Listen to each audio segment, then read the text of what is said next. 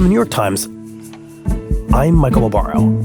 It is Friday, February 14th. This is The Daily. Friends, welcome back to the Roundtable. But first, happy Valentine's Day. Happy Valentine's Day, Michael. Thank you, Michael. Happy Valentine's Day, Michael. Happy to spend it with you. I mean, who else would you spend it with? I can think of one person. I can too. You have a wonderful husband.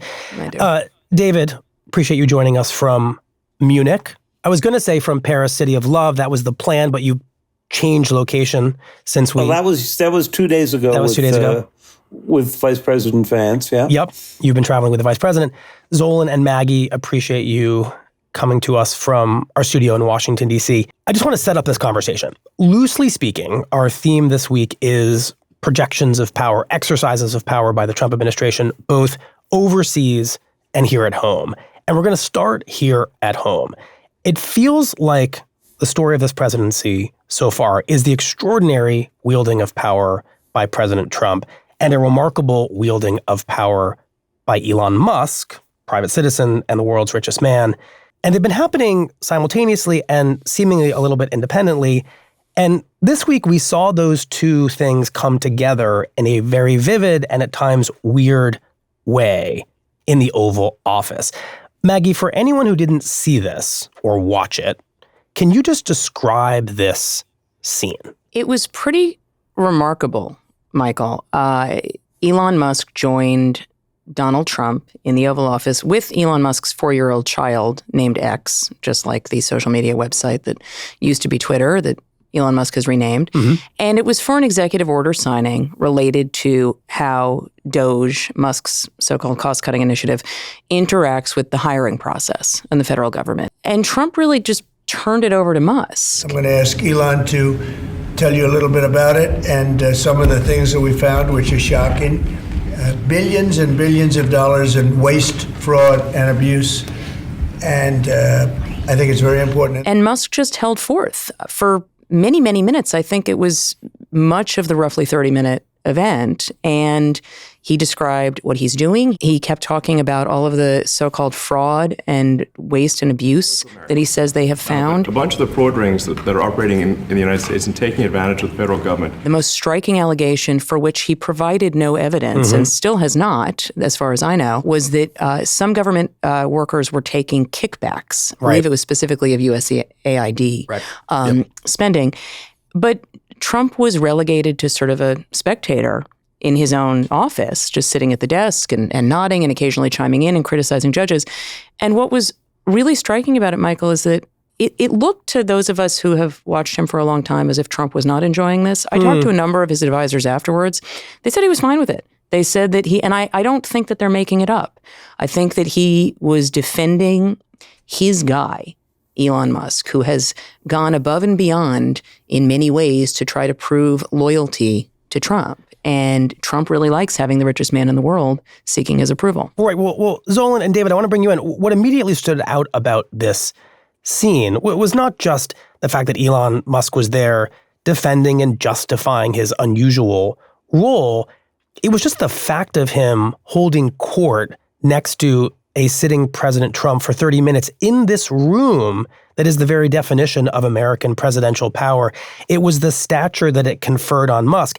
And you all know this, but there's been this running motif that Musk is a kind of co-president. And Time magazine went so far over the past couple of days as to put Musk on the cover of its latest issue, sitting behind the Resolute desk with a coffee mug in his hand.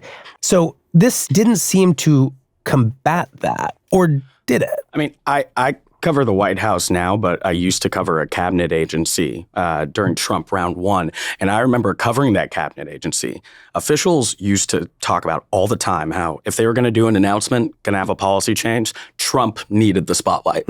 Like they were very conscious about that. So to see this scene of the richest man in the world standing in front of cameras, articulating this real attempt to reshape the federal bureaucracy into something that's in Trump's image. It was something that I didn't think I would see covering Trump round one. Yeah, I'd never seen anything like it covering 5 presidents. And I would have to say that two things really jumped out at me. The first was that I think one of the reasons that Trump let this go on was that he thought that having the world's richest man talk about this cost-cutting move gave him some credibility, added to the cred of what was going on. Who got the credibility? That Trump got credibility from having Musk saying, basically, I'm bringing the cost-cutting strategies of X and Tesla and SpaceX and those efficiencies to your government, and doing this on a scale that has never been done before. The second part that was fascinating to me was what was missing from it. Which is what? And what was missing from it was, what is the purpose of having these government agencies? What is the purpose of government? Right. So in describing USAID, which I think has some of the most courageous people I have ever met in the U.S. government, going out in the world, putting themselves in danger on the front line with none of the weapons that the U.S. military goes out and has at those moments.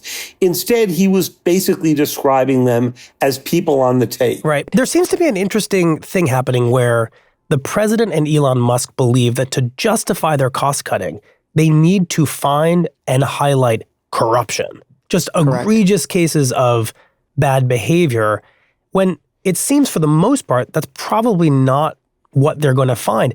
Why is it that they're having such a hard time just saying, we want to cut government because we want to cut government? Why do they feel the need to brand everything as corrupt, as kickbacks, to make claims that so malign the workforce, for which there's no evidence? Well, at least there may be evidence, but they have not shared it with us. Right.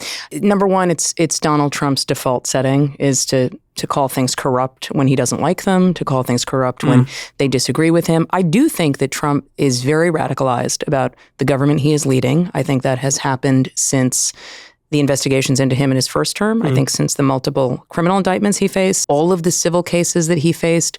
I do think that Trump's contempt for the federal government is genuine. I think but Trump comes historically from a period in time and a place, New York, 1960s, 70s, 80s, that was run by machine politics, where lots of aspects of government, frankly, some aspects of the media, some aspects of the real estate industry were tinged with corruption. And Trump's sort of basic belief, and we hear him articulate this in various ways, is everything is a little corrupt. And he is suggesting in this case it's a lot. The question also asked, why can't they just say this is about cutting government? Right.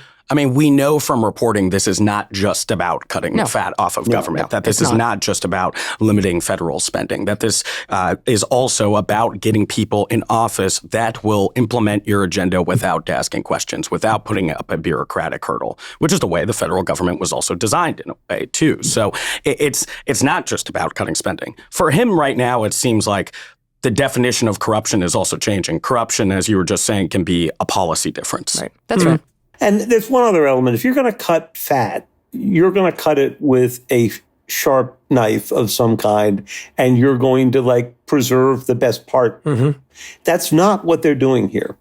By going out and finding all of the probationary federal workers, these are usually workers who've been in their jobs for less than 2 years, they're doing something easy, because you can get rid of probationary workers for any reason you want, without looking at the fact that that probably includes some of the most talented, technologically savvy young workers that they are bringing into the federal government. Right.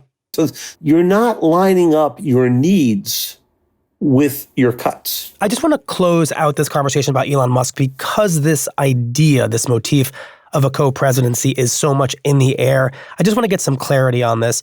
Maggie, is there a version of this where we should see Trump giving Elon Musk this kind of a platform as him actually exerting some power over Musk? I mean, if you watch the president set it up, he said, I've asked Elon Musk to come here to offer a few remarks.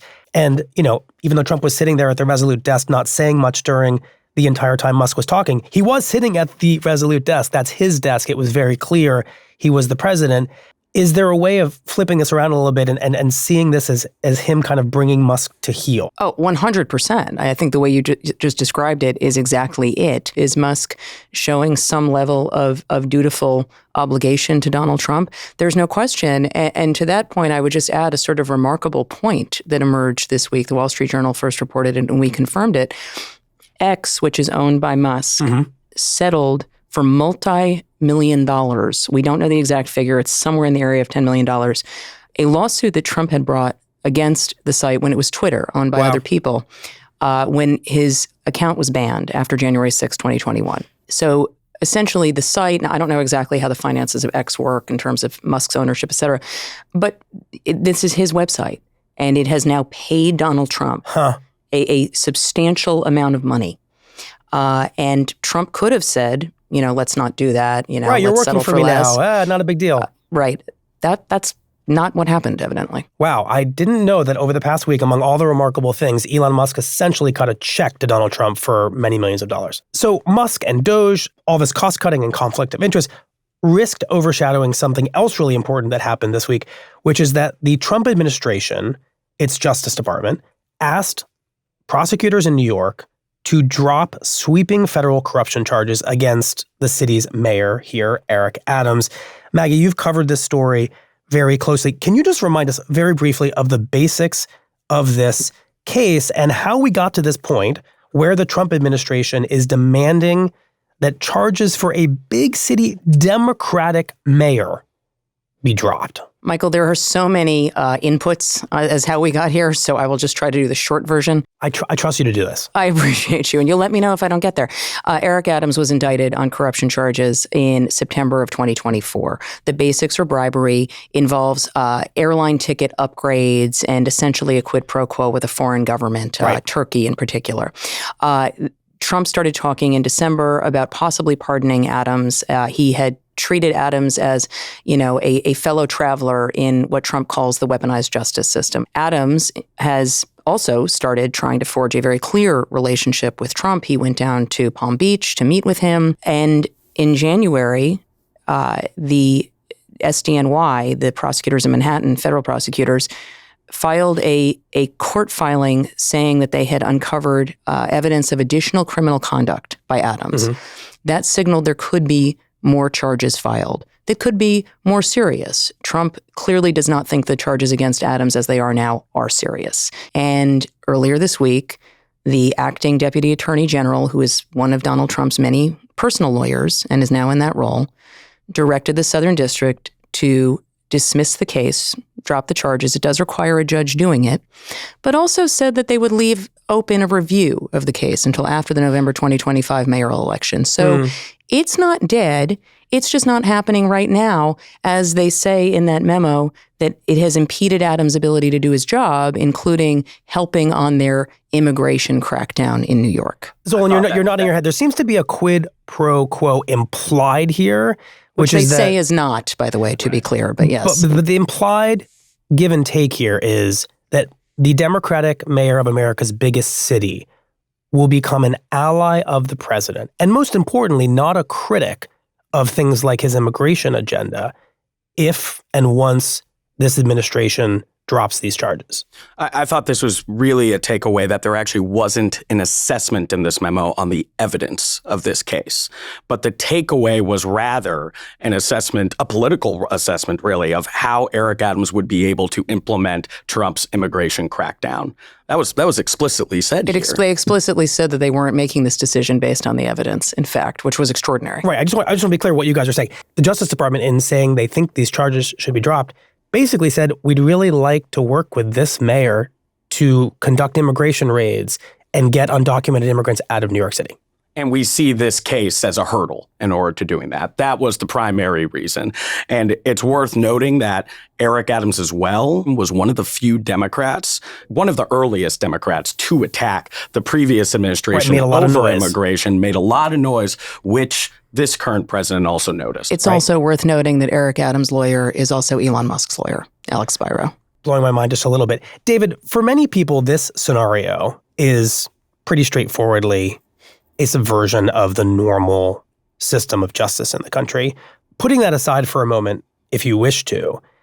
Just as importantly, it would seem to make the mayor of New York City something of a, and I'm going to use this word and you all can correct me if you think it's too strong, a pawn of the president, because it would seem from what Maggie said that their plan is to drop the case but say they could bring it back. That message would seem to be, we can make all your problems go away, Mr. Mayor, or we can make your problems come right back. You're right, Michael. There is a sword of Damocles that is hanging over Eric Adams with every decision that he has to make. Right. Every decision about whether to let an ICE raid proceed in his city. Every decision about whether or not he is going to oppose the President of the United States on a policy that might affect New York City residents. And with each one of those, he's going to have to say, is it worth it to stand up to this man if he can bring the Justice Department back on me on these cases at any given moment? That would end my career. That would end my career. It not only end his career, but if you look at some of these charges, you know, there's the possibility of jail time out here.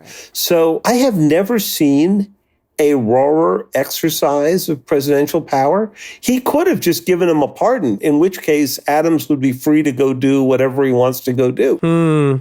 So now instead, he has simply, or the Justice Department, we don't know if the president was directly involved, has simply suspended the case. You're saying there's a real Machiavellian value in arranging the situation such that Adams simply cannot afford to not do the president's bidding. It certainly looks that way. In fact, you know, that sort of underrates Machiavelli, I think, to some degree. Yeah. This goes beyond just the Eric Adams case, too. I think what this all is showing is if Trump has an intent he doesn't want to limit his influence and power just to the executive branch, just to Washington. 100%. It is extraordinary to see a president say, I'm not just going to be limited by my power will not be limited by the checks and balance of the federal government. I will involve myself in cities and the private sector and the global stage. I will put that Trump stamp on really all matters of society in the country. And not only now. will I do that, but I am going to do it all out in the open. Yes. These are not backroom conversations. We are doing this, and this is how I'm going to go about it. And it doesn't really bother me if it bothers you, because unless you can stop me, I'm going to do it. I want to turn to the president's actions this week overseas, because after focusing so heavily on his battle against the federal bureaucracy, he's now inserted himself quite forcefully into two of the world's biggest conflicts, the war in Ukraine and the war between Israel and Hamas. Let's start with Ukraine. David, in just about the past 48 hours, it feels like Trump tossed out most of, if not all of America's existing approach to the conflict between Russia and Ukraine, which was to isolate Russia and to support Ukraine. Can you briefly tick through what the administration did and where it leaves the conflict? Well, let's start with what the old policy was. Right. The old policy was the United States will do everything it can, short of sending troops, to help support the Ukrainians against an invasion that they neither prompted nor saw. That was the Biden position. The second argument we should explain that when you're in Europe, that's what the sirens sound like behind you. I was going to ask you if you really wanted to hear these, but now you know I'm really immune. No, you're not faking it. It's like a Mission Impossible movie. It's such a better siren song than what we have here. Yeah, it is. So the old strategy also was, whenever we are ready to go into a negotiation to end the war, it will be nothing about Ukraine without Ukraine. And that means that the Ukrainians will be at the center of the negotiation, and no one's going to give away their country the way one did in colonial times. This is going to be the Ukrainians working it out with the Russians. Right. Imperialism will not be rewarded. That's right. And imperialism will not be rewarded meant that Vladimir Putin couldn't come away from this with more land or a better situation than he had before. That Vladimir Putin couldn't come away from this in a situation where he would be ready a few years from now to finish the job and take the rest of Ukraine. So fast forward to what happened.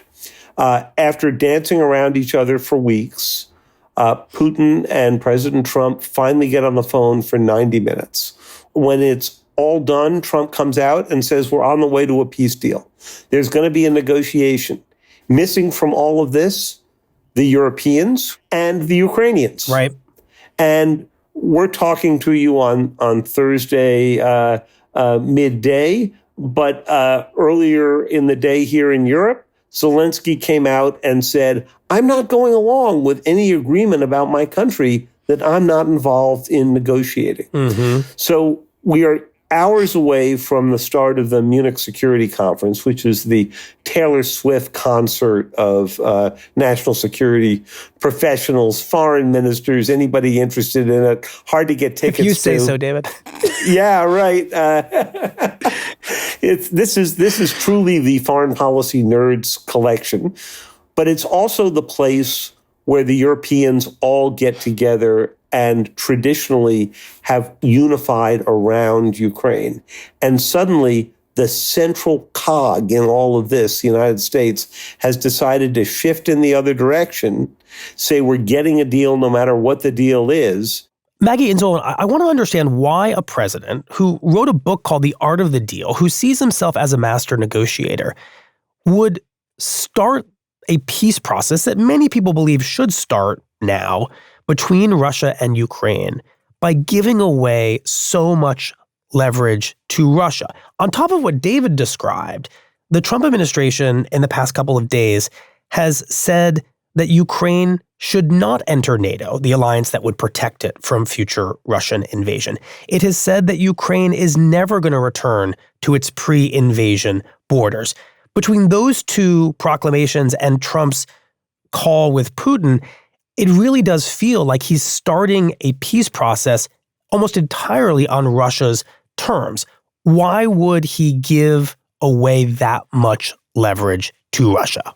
You answered your question, because his interest is not in preserving what Ukraine wants. He is much more interested in forging a durable relationship between the U.S. and Russia. He is very interested in his personal relationship with Putin. He is very obsessed with nuclear war and nuclear capabilities, and this has been one of his obsessions about Russia for years. There was one piece of leverage he did not give away, and he was open about it, which is that he's going to continue providing aid to Ukraine because he does recognize that there is leverage there. Interesting. But he also put some conditions on it. And so it's not a total giveaway of all the chits, but he is making clear that he believes that this will arrive at a faster place and a place that he can live with. And he is a skeptic of Zelensky, and he is a skeptic of Ukraine. And he has been very clear about that for a long time.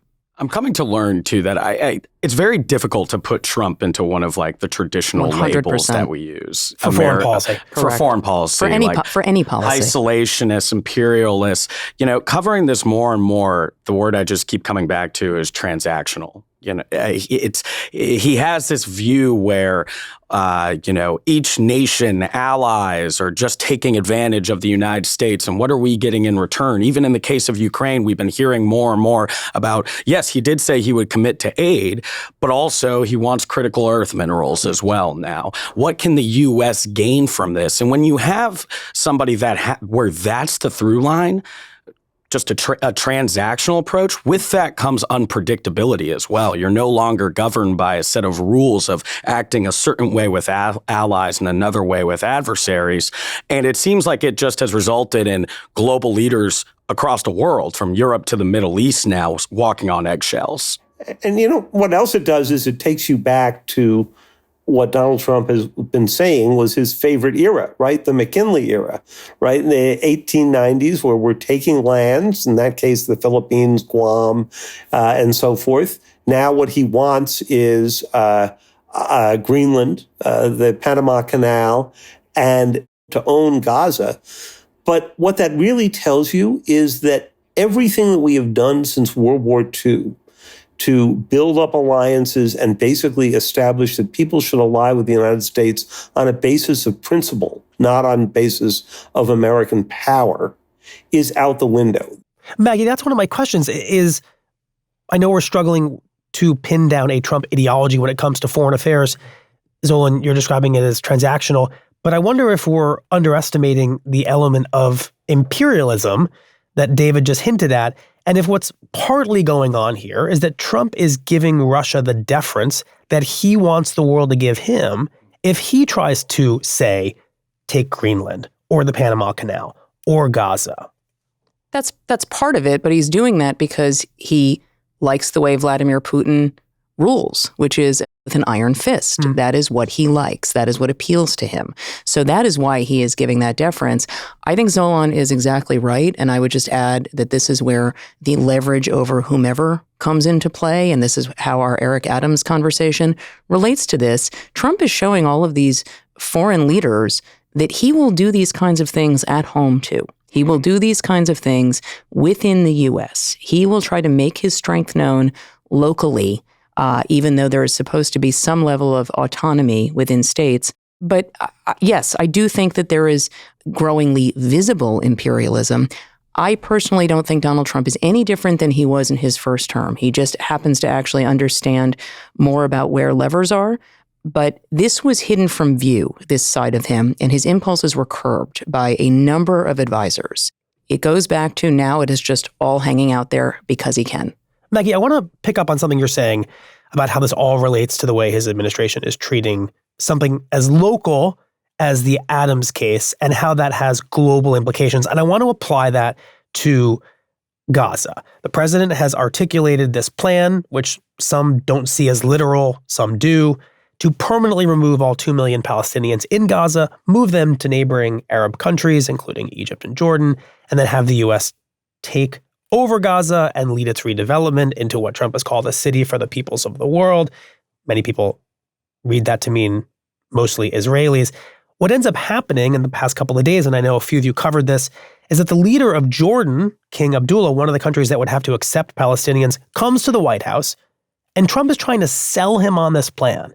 And it's very clear how uncomfortable the leader of Jordan is. So I want you to apply that prism, Maggie, Zolan, David, that you just did of the way Trump uses power locally, how it applies to an international situation like this. Well, and it was more than just selling him. And this, I think we'll get to your question. It was more than just selling him. He put the pressure on him when he was in the White House. With the cameras rolling. With the cameras rolling. King Abdullah is sitting next to President Trump. President Trump is asked, hey, look, you have this plan to forcibly remove Palestinians to these neighboring countries. The king of one of those nations does not want to do that. And then Trump started to answer by saying, well, we just had a nice conversation, and then immediately turns and puts the king of Jordan on the spot. And why should the king take in the Palestinian people? He's made clear he doesn't want to. Well, I don't know, but he may have just something to say because we discussed just briefly. I think maybe you want to say it now, or? Well, Mr. President. Yeah, what did the king say back?